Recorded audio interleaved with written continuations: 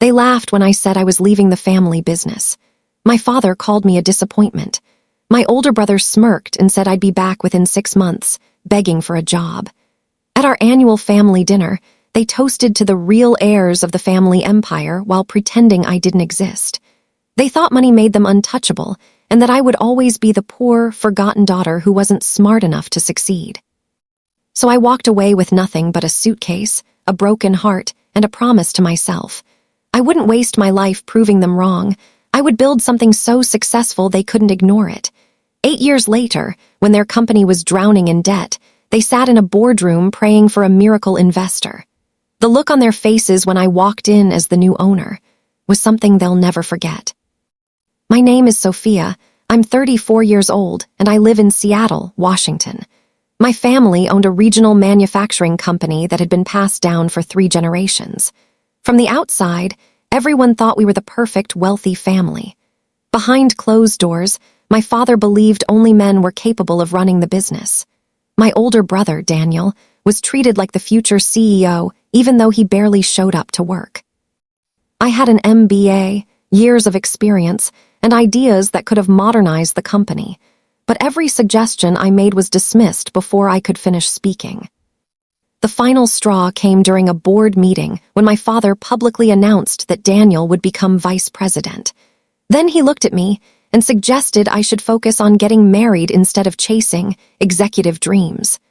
The room filled with awkward laughter, and I realized no amount of hard work would ever earn their respect.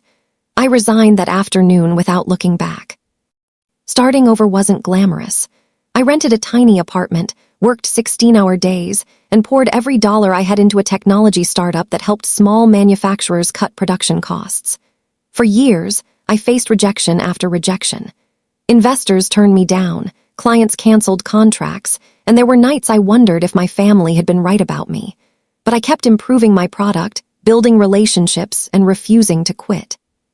Slowly, 1 customer became 10, then 100. Within a few years, my company had grown into a multi-million-dollar business with clients across the country.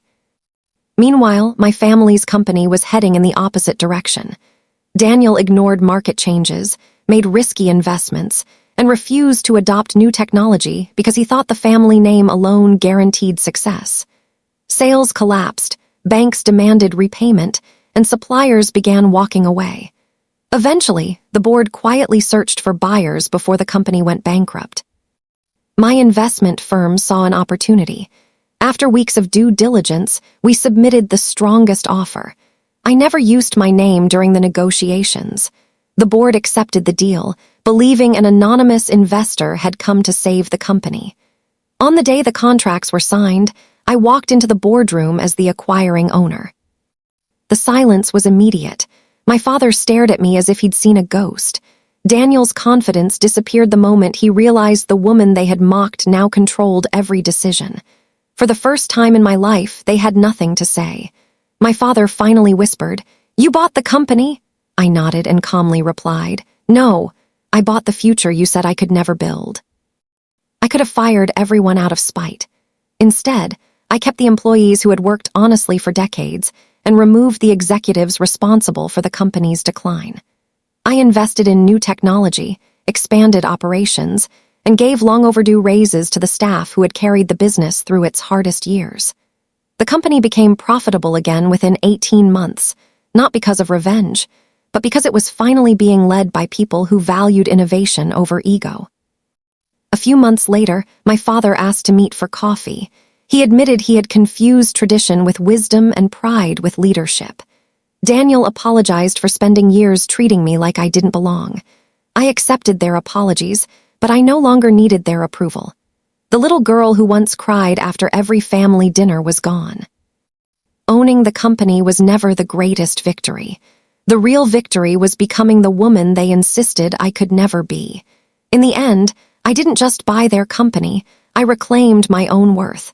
And that was something no amount of family money could ever purchase. vidIQ.